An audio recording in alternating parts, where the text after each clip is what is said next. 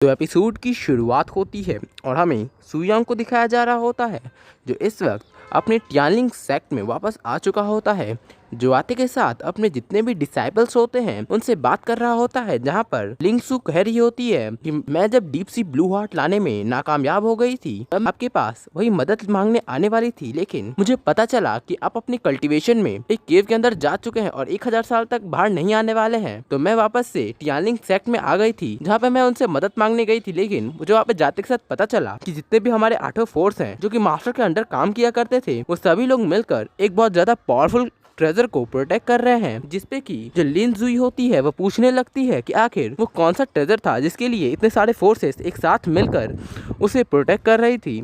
जिसपे कि लिंग जुई कहती है कि मुझे इसके बारे में कुछ भी नहीं पता है, हो सकता है कि ये बस हमारे मास्टर को पता हो। जिसके बाद वो ये भी बताती है कि उस समय कुछ और भी मॉन्क्स दिखाई दिए थे, लेकिन जिसकी मैं कल्टीवेशन को नहीं देख पा रही थी।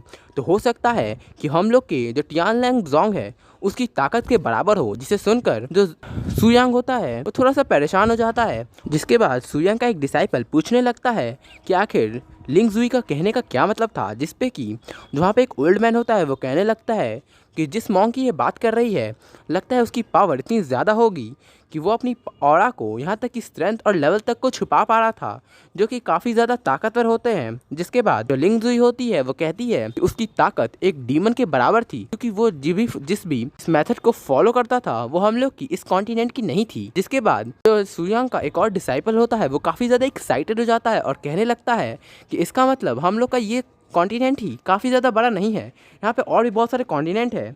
जिसपे कि उसके पीछे वाली जो पॉइजन गर्ल होती है वो कहती है कि ये कितना ज़्यादा बेवकूफ़ है। जिसके बाद वो बताती है कि हम लोग का ये कॉन्टिनेंट बहुत ज़्यादा बड़े समुद्र से घिरा हुआ है और इसके आसपास और भी कई पावरफुल कॉन्टिनेंट मौजूद है। जिसपे कि लिन जुई कहने लगती है कि कहीं ऐसा तो नहीं कि जितने भी मॉन्क हम लोग को दिखाई दिए थे वो उन्हीं कॉन्टिनेंट से आए थे हों। जिसे सुनकर जो सुयांग होता है वो सोचने लगता है कि आखिर उसके मास्टर ने उसे और भी बाकी सब कॉन्टिनेंट के बारे में क्यों नहीं बताया। जिसके बाद वो लिन जुई से पूछता है कि आखिर तुमने उस पूरी के पूरे सील को देखा था। जिसपे कि लिन जुई बताती है कि मैंने उस पूरी सील को नहीं देखा था, मुझे जैसे ही उस सील को दिया गया था मैं इस चाइना सी की तरफ चली गई थी और वहाँ पे जाके मैंने अब एक पावरफुल सेक्ट बना लिया था और वहाँ पर डीप सी ब्लू हार्ट के इंतजार में मैं वहीं पे रुक गई थी। और वहाँ पे लेकिन मैंने ये एक्सपेक्ट नहीं किया था कि जिस दिन मैं डीप सी ब्लू हार्ट को ले लूंगी तभी वहाँ पर डीमंस का अटैक हो जाएगा, जिसकी वजह से मुझे टियानलैंग जोंग की सबसे ज्यादा पावरफुल फेरी फॉर्मेशन का यूज करना पड़ गया और वहाँ पर मैं उसी जगह पे फंस के रह गई और आपका इंतजार करते रह गई।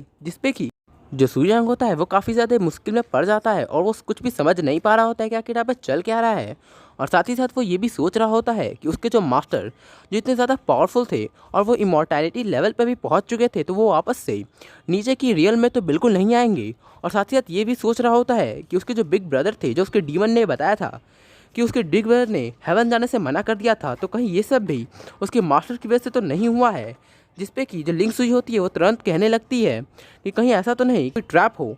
जिसपे कि एक और डिसाइपल कहने लगती है कि मुझे भी ऐसा ही लग रहा है। जिसपे कि जो सुयांग होता है वो सोचने लगता है कि आखिर उसके मास्टर किस तरह का गेम खेलना चाह रहे हैं इसके साथ।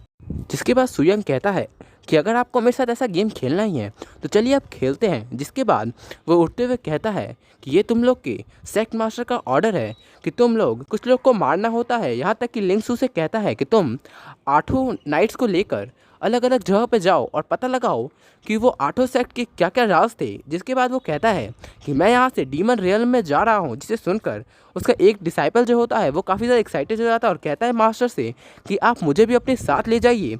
जिसपे कि जो सुयांग होता है वो कहने लगता है कि मैं तुम्हें अपने साथ नहीं ले जा सकता हूँ क्योंकि मैं तुम्हें हर टाइम बचा नहीं पाऊँगा। जिसपे कि वो डिसाइपल कहने लगता है कि आपको मुझे बचाने की जरूरत नहीं पड़ेगी, मैं सब लोग को प्रोटेक्ट ज़रूर करूँगा। जिसपे कि सुयांग मान जाता है और कहता है उससे कि अगर तुम्हारी जान खतरे में हो तो तुम वापस से टियानलैंग सेक्ट वापस आ जाओगे। जिसपे कि वो कहता है कि इसकी मुझे कोई भी जरूरत नहीं पड़ेगी। और तभी पिल मास्टर होता है वहाँ पर उसे बुलाता है, कुछ पिल देते हुए कहता है कि अगर तुम्हें इसकी जरूरत पड़े तो जरूर यूज़ कर लेना। कि वो कहता है कि मुझे इस पिल की कोई जरूरत नहीं पड़ेगी लेकिन मैं फिर भी रख लेता हूँ, एक जेंटल मैन हूँ। कि जो पॉइजन गर्ल होती है वो उसे चिढ़ाते हुए कहती है कि ऐसा ना हो जाए कि तुम जो इतना हवा में उड़ रहे हो डीमन तुम्हें इतना ही पीट पीट के सुझा डालें। कि उसका मजाक बन जाता है। जिसके बाद वो वहाँ से आगे जाने लगते हैं और हमारा सीन शिफ्ट होता है और हमें डीमन रियल्म का सीन दिखाया जाता है, जहाँ पर एक डीमन एक वॉल्केनो के सामने आते हुए कह रहा होता है अपने मास्टर से कि हम लोग के जितने भी आदमी हम लोगों ने भेजे थे टियान सेक्ट को डिस्ट्रॉय करने के लिए, वो सभी लोग हार चुके हैं। जिसे सुनकर वो मास्टर काफ़ी ज़्यादा गुस्सा हो जाता है और उसे गले से पकड़ लेता है, जिसपे कि वो उससे माफ़ी मांगते हुए कहने लगता है मास्टर से कि आप मुझे एक और मौका दे के देखिए, जिसपे कि वो उसे छोड़ देते हैं और कहते हैं कि अगर इस बार वो फिर से बच गया तो मैं तुम्हें इस बार जिंदा नहीं छोड़ूंगा। और ऐसा दिखाते के साथ हम लोग का ये एपिसोड यहीं ख़त्म हो जाता है। तो गाइस मिलते हैं नेक्स्ट एपिसोड में।